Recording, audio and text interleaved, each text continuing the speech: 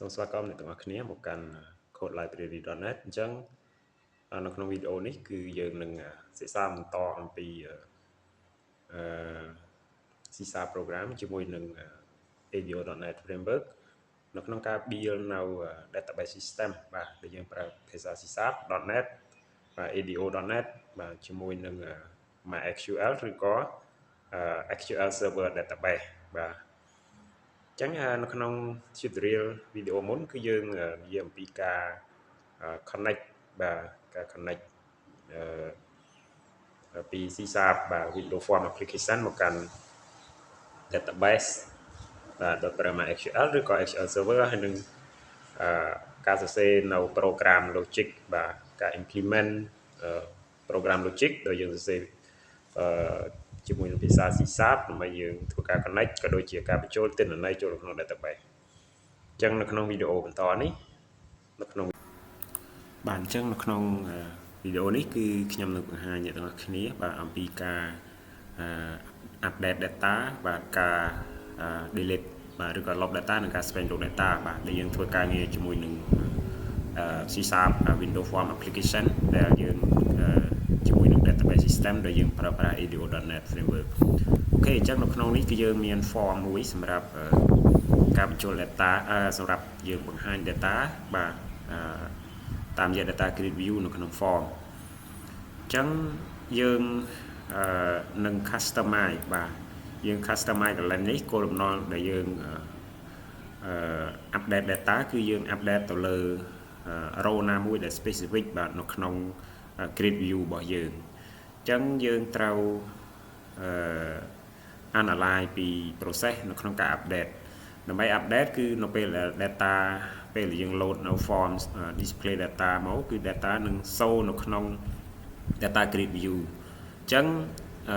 ពេលដែលយើង click បាទ event content cell click ពេលយើង click បានតែកើតឡើងនៅពេលដែលយើង click នៅលើ data grid view នៅលើ row ណាមួយវានឹង pass data បាទវានឹង pass data ទៅក្នុង control បាទដូចជា text box បាទទៅតាម item នៃ row មួយអញ្ចឹងទៅយើងអាច update បាទយើងអាច update តាមរយៈការ click row នៅក្នុង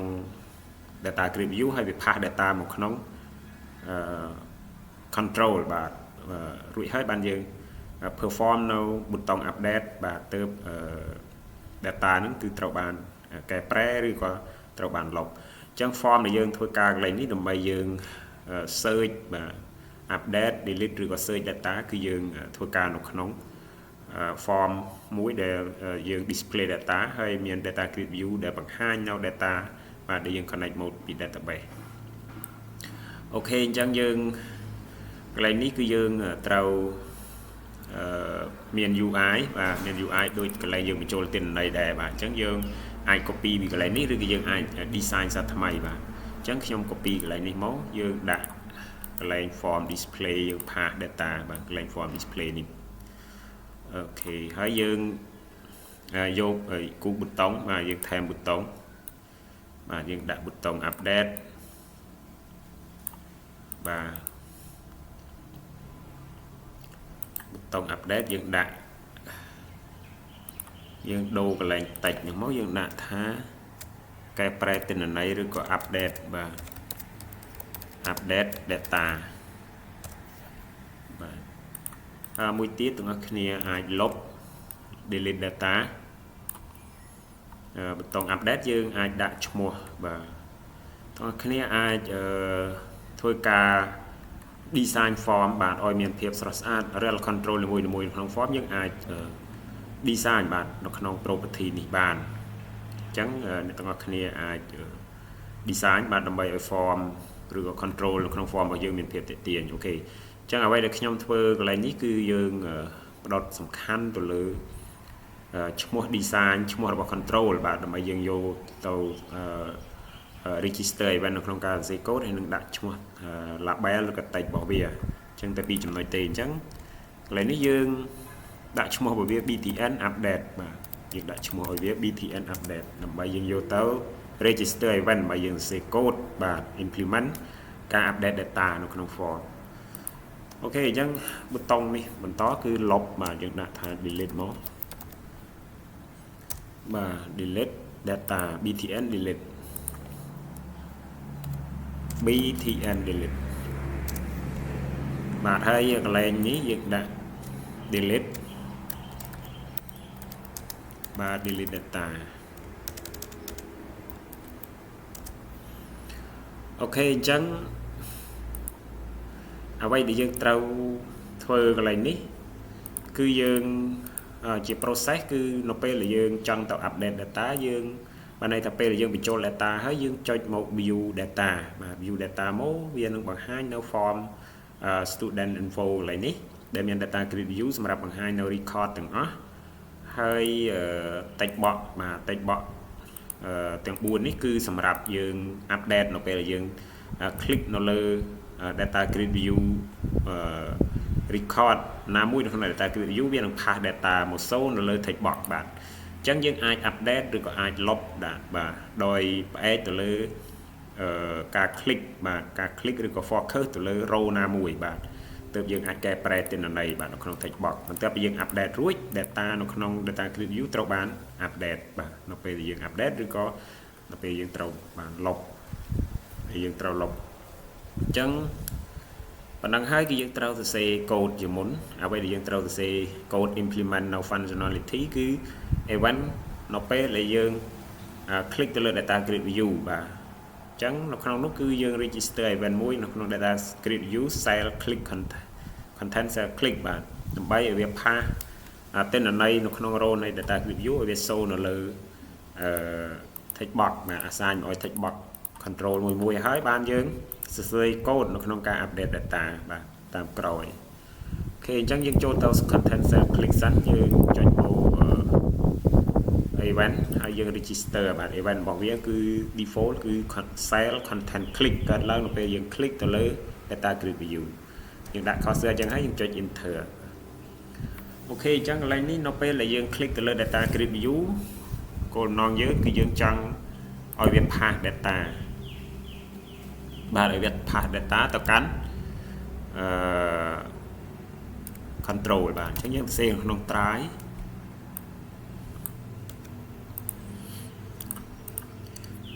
កន្លែងនេះគឺយើង assign បាទ TTID យើង assign បាទ text box បាទយើង assign នៅ index មួយបាទ row index នៃ column ណាមួយរបស់ data grid view មកឲ្យ text box អញ្ចឹងtext box ទី1គឺ student TT student ID បាទ .text ស្មើយើង assign ឲ្យគឺ data grid view dvg បាទ data grid view dvg data .row បាទ .row row បាទ e .row index បាទ e .row index អញ្ចឹង e .row index ហ្នឹងគឺសំដៅទៅលើ row បាទ row ទាំងអស់បាទនៅក្នុងដែលមាននៅក្នុង data grid view បាទ row ពេលយើង select row ណាមួយគឺវាចាប់បាទយក row នោះមកបង្ហាញអញ្ចឹងកន្លែងនេះគឺវាតាងឲ្យ row.row index ហ្នឹង e.row index parameter ហ្នឹងគឺវាបង្ហាញថា data ដែលមាននៅក្នុង row ដែលមានគ្រប់ row ទាំងអស់នៅក្នុង data grid view នៃ cell នេះគឺតាងឲ្យ column បាទ column ណាមួយអញ្ចឹង student បាទ column student ហ្នឹង student ID ស្ថិតនៅក្នុង column T0 បាទ column T0 .toString បាទអូខេអញ្ចឹងនេះពេលដែលយើង click ទៅគឺ column T0 នៃ row ណាមួយដែលយើង select គឺវា assign ទៅឲ្យវា assign ទៅឲ្យ student ID បាទ student ID អញ្ចឹងបន្តទៀតគឺយើង assign វាបន្តទៀត TT student name .text ស្មើ dvg data .row index បាទ cell មួយបាទ cell មួយគឺ column row ទី column ទី1បាទអញ្ចឹងកន្លែងនេះគឺយើងសរសេរឲ្យវា pass បាទគេបន្តទៀតគឺ TT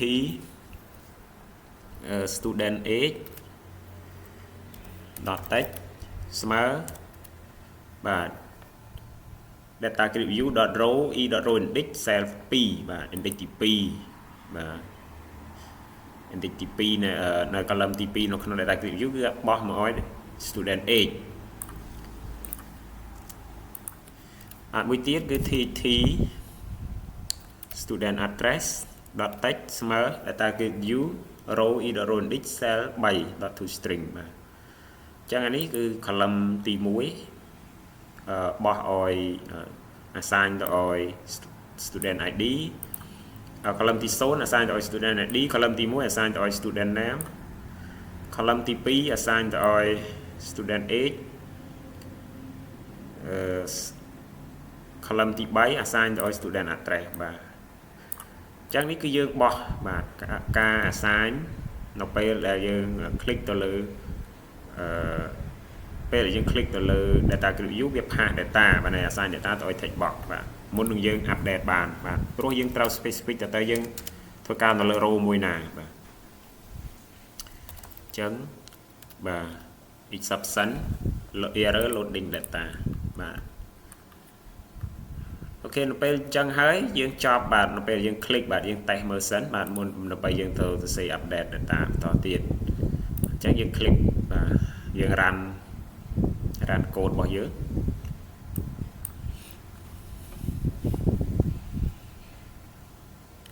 អូខេនេះគឺរក្សាទុកទិន្នន័យយើងបានតេស្តបញ្ចូលហើយអញ្ចឹងយើងយកទៅយើងចូលទៅធ្វើការដូរបាទធ្វើការដូរកន្លែងនេះគឺយើងដូរនៅ start up form បាទអញ្ចឹងដើម្បីដូរ start up form យើងចូលទៅ program c.cs file នៅក្នុង project របស់យើងហើយយើងដូរទៅ student display data form អញ្ចឹងយើង save ម្ដងទៀតហើយយើង run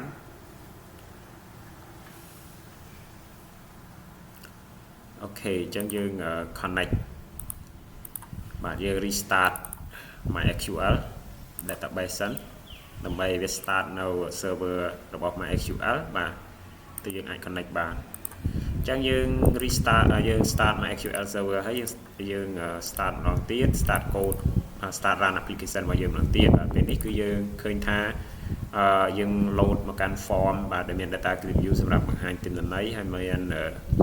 ប៊ូតុង update ប៊ូតុង delete អញ្ចឹងនៅពេលដែលយើងចង់ update ទៅលើ row ណាមួយយើងត្រូវ click ដើម្បី specific ថាយើងចង់ update លើ row ណាបាទថត row ទី1ពេលយើង click មកបាទអញ្ចឹងយើងពេលយើង click នេះគឺយើងត្រូវ pass data មក row បាទអញ្ចឹងកន្លែងនេះ column index អញ្ចឹងយើងទៅកែកូដរបស់យើងបន្តិច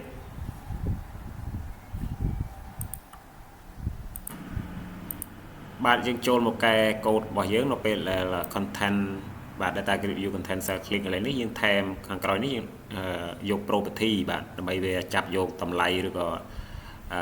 property value របស់ data grid view អញ្ចឹងយើងថែម dot បាទ cell នៃ index ណា index row dot value cell នៃ index zone dot value dot to string បាទ cell 2 dot to string cell index 3 dot value dot to string បាទអញ្ចឹងយើង save ហើយយើង run ម្ដងទៀត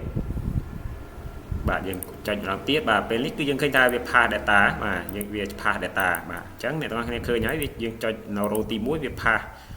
តម្លៃបាទពី data grid view មក row ទីមក text box បាទវាបានឲ្យវា assign អញ្ចឹង student id assign មកកន្លែង text box student id បាទ column student name នៅក្នុង data grid view assign មក student name បាទ age assign មក age ហើយ address assign មកកន្លែង address បាទអញ្ចឹងយើង click លេខ2វា assign លេខ2 click លេខ3វា assign លេខ3បាទអញ្ចឹងជំហានបន្តដើម្បី update បានគឺយើងពេលដែលយើង click data ហើយវា pass data នៅ row ណាបាទមកកាន់ data grid view អញ្ចឹងយើងអាច update data បានហើយពេលនេះឧទាហរណ៍ថាយើងចង់ដូរ address ពីយើងចង់ដូរ address នៅ row ទី5បាទនៅក្នុង data grid view យើង click បាទលើ data grid view ហើយយើងចង់ដូរនៅ item ណាមួយឬក៏ data នៃ row ទី5នៅក្នុង column ណាមួយបាទអញ្ចឹងថាយើងចង់ដូរ address កន្លែងនេះយើងដូរ address បាទនៅក្នុង text box បាទថា domo sr អញ្ចឹងយើង click update ទៅ data ចាស់នឹងត្រូវបាន update បាទ address ហ្នឹងគឺត្រូវ domo sr បាទអញ្ចឹងអ្វីដែលយើងត្រូវធ្វើបន្តគឺយើងសរសេរ code បាទនៅក្នុង event របស់ប៊ូតុង update ពេលយើង click update ទៅគឺវាយើងសរសេរ code ដើម្បី call how បាទឬក៏ធ្វើការ update data បាទអូខេតោះអញ្ចឹងកន្លែងនេះគឺយើងបន្តទៀតគឺយើងចូលមកប៊ូតុង update បាទយើងចូលមក register ប៊ូតុង update បាទយើងចូលប៊ូតុង update right click បាទ property យើងចូលមក event ហើយយើងឃើញពាក្យ click default របស់ប៊ូតុង event គឺ dot click បាទ event click អញ្ចឹងយើងចុច register មកបាទអញ្ចឹងប៊ូតុង update dot click អញ្ចឹងទាំងអស់គ្នាកន្លែងនេះគឺយើងដើម្បីយើង update data គឺយើងសរសេរដូចគ្នាទៅនឹងdisplay យើងសរសេរដូចគ្នាទៅនឹង insert data ទេបាទអញ្ចឹងដើម្បីយើងយើងសរសេរនឹងបានគឺយើងឧទាហរណ៍ថាខ្ញុំមាន valid បាទយើងមានយើង copy code បាទកន្លែងយើង insert នេះបាទហើយយើងដូរទៅជា update បាទដើម្បីឲ្យយើងលឿនបាទដើម្បីយើងលឿនអញ្ចឹងយើងទៅ copy កន្លែង method insert data បាទមក pass នៅកន្លែងបាទ update បាទ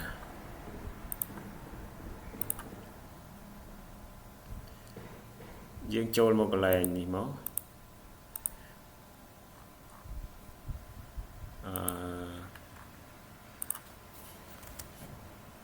បាទអញ្ចឹងខ្ញុំដាក់ថា create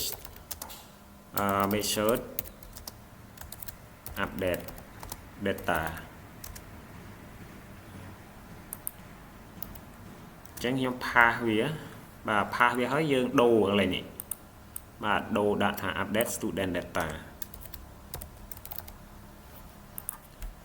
បាទ update student data អូខេអញ្ចឹង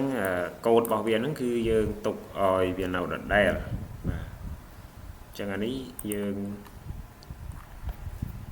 បាត់សាញមួយថែម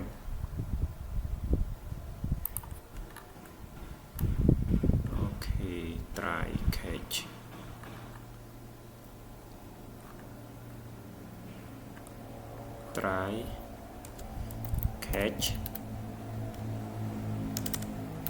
បាទ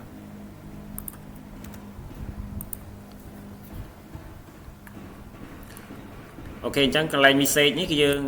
ដូរបាទupdate successful បាទ update successful បាទ error data update fail បាទអូខេអញ្ចឹងយើងប៉ុណ្ណឹងទេហើយនៅពេលដែលយើងអ្វីដែលប្រែប្រួលពេលយើង call ហៅប៊ូតុង update នេះទៅគឺយើងសរសេរ command បាទនៅក្នុង parameter នេះ command របស់វាគឺ command update data បាទ command update data អញ្ចឹងយើង call បាទកន្លែងនេះគឺយើង call update data បាទអញ្ចឹងយើង validate បាទ validate field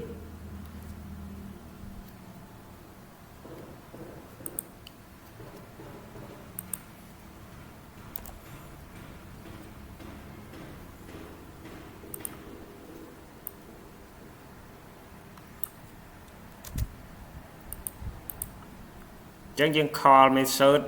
update data បាទ student data update student data កន្លែងនេះគឺយើងសរសេរបាទសរសេរ command ណាបាទយើងសរសេរ command សម្រាប់យើង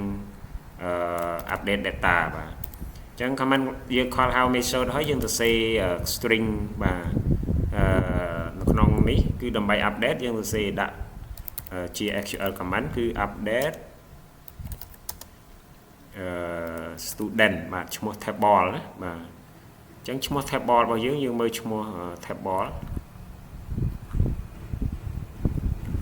update student យើងមើលបញ្ជាក់ឈ្មោះ table របស់យើងគឺ student បាទ update student បាទ update student set value ឈ្មោះ column បាទឈ្មោះ column អញ្ចឹងយើងមកមើលកន្លែងយើង copy កន្លែងបាទយើង copy កន្លែងត្រឹម column នេះមកបាទយើងយកឈ្មោះ column ឲ្យត្រឹមត្រូវបាទអញ្ចឹងទេគឺវា error អញ្ចឹងយើងដាក់ឈ្មោះ column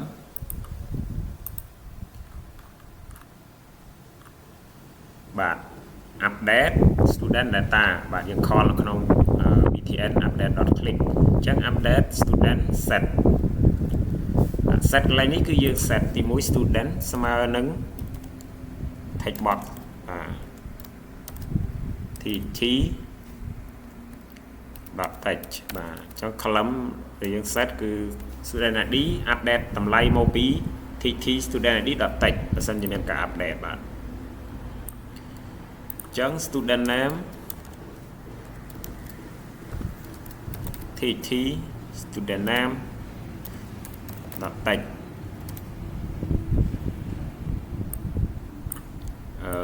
age ស្មើនឹង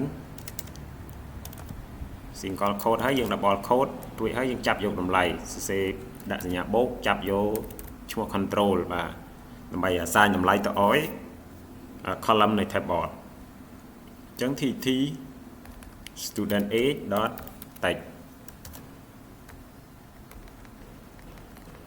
student address ស្មើ tt student address text បាទអញ្ចឹងកន្លែងនេះគឺយើងប្រើលក្ខខណ្ឌបាទនៅពេលដែលយើង update គឺយើងប្រើលក្ខខណ្ឌបាទ where student id បាទស្មើ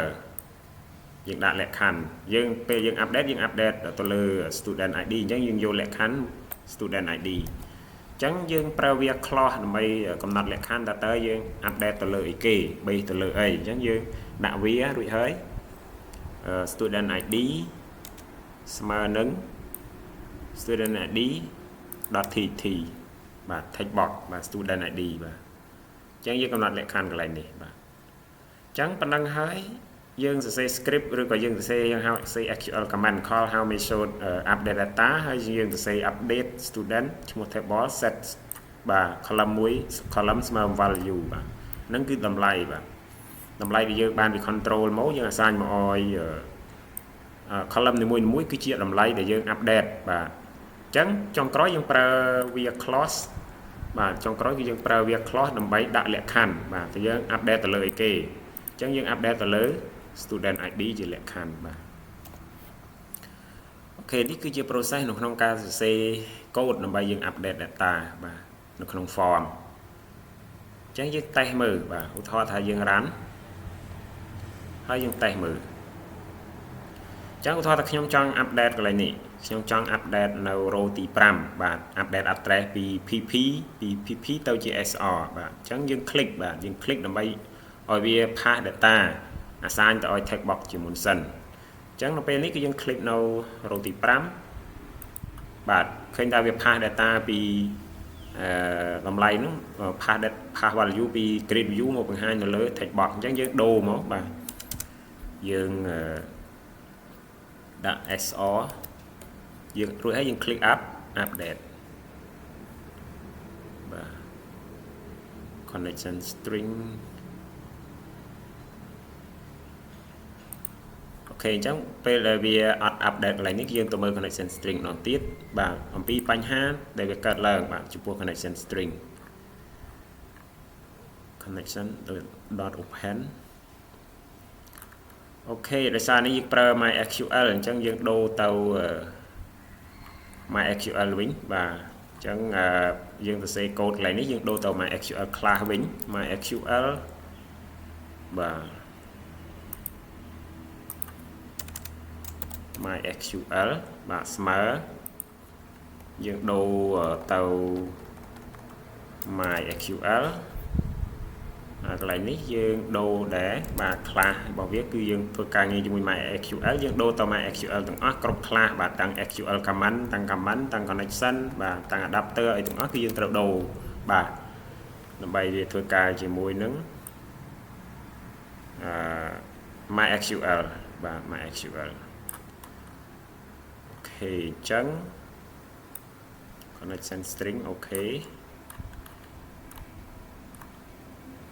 connection string អូខេអញ្ចឹងយើងពេលយើងរួចហើយយើងអាប់ដេតវាម្ដងទៀតបាទយើង click save ហើយយើង run វាម្ដងទៀតអញ្ចឹងយើង click នៅលើ row ទី5យើងដូរទៅ SR យកហើយយើង click update student ID unknown in via clause អូខេយើងមើល column ម្ដងទៀតដោយសារវា error column អញ្ចឹងយើងបិទហើយយើងមើល column ម្ដងទៀតបាទកន្លែង via clause បាទ student ID អញ្ចឹងយើងមើលលក្ខខណ្ឌកន្លែងនេះម្ដងទៀតបាទ via student ID ស្មើ tt student.text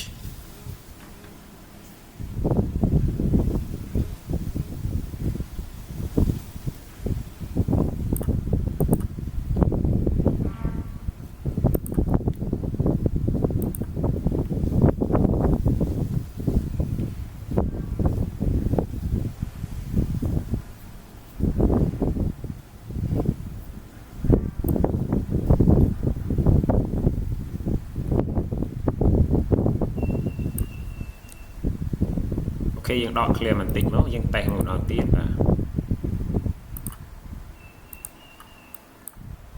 HR update via clause unknown column អូ student ID អញ្ចឹងអត់ស្គាល់ column យើង student ID អញ្ចឹងយើងមើលឈ្មោះ column ម្ដងទៀត student ID update student set unknown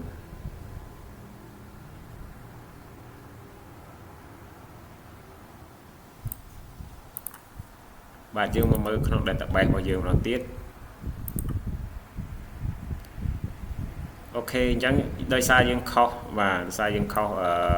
student ID កន្លែងនេះគឺយើងសរសេរនឹងអក្សរតូចបាទយើងមើល database របស់យើងអញ្ចឹងយើងដូរទៅអក្សរតូចវិញបាទវាអត់ស្គាល់បាទអញ្ចឹងយើងដូរទៅកន្លែងនេះ student ID អក្សរតូចបាទ underscore ហើយអក្សរតូច underscore អក្សរតូច student ID បាទកន្លែងនេះ student ID underscore student ID បាទអញ្ចឹងយើងខុស column អញ្ចឹងយើង start ម្ដងទៀតបាទយើង click នៅលើនេះម្ដងទៀតមកបាទដូរម្ដងទៀត SR បាទយើង click update student name in the field list អូខេ maybe អញ្ចឹងយើងដោយសារយើង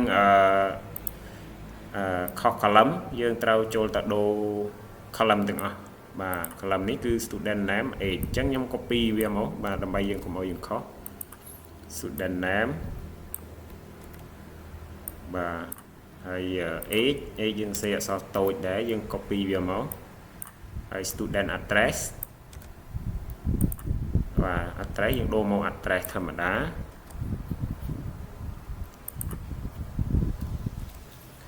អូខេអញ្ចឹងប៉ុណ្ណឹងហើយយើង save code យើងម្ដងទៀតបន្ទាប់ពីយើង update everything រួចហើយបាទយើង make change everything នៅក្នុង code យើងហើយយើង save ម្ដងទៀតយើង run again បាទយើង click ម្ដងទៀតបាទ save ដូរកន្លែងនេះដូរ address update address ទៅ SR ហើយ click update អូខេអញ្ចឹង successful ណាបាទអញ្ចឹង message វាបោះមកនៅពេល update ជោគជ័យ update message update successful បាទអូខេអញ្ចឹងពេលដែលយើង update ហ្នឹងគឺ data grid view កន្លែងនេះអត់ទាន់បាន refresh ភ្លាមទេបាទអញ្ចឹងអ្វីដែលយើងត្រូវធ្វើគឺយើងសរសេរបាទ logic បន្តិចទៀតដើម្បីយើង analyze ថានៅពេលដែល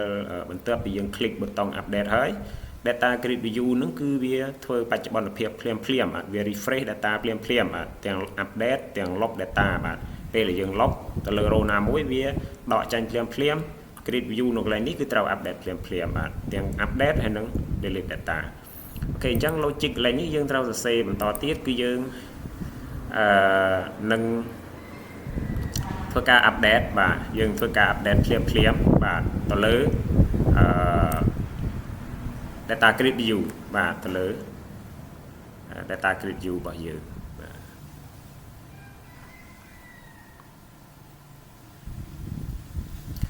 ok chắc đâm bay dương update phim từ lượt data grid view ní cứ dương và cứ dương call how và cứ dương call how load data mà nó pe là dương update từ lượt ca nghe nam mui rụi hơi đôi chỉ update rụi cứ dương call how load data màu mình tự bị dương chọc ca nghe chẳng cái này ní nó pe là nên tụi nó update data rụi hơi nó không update student update data data nó cứ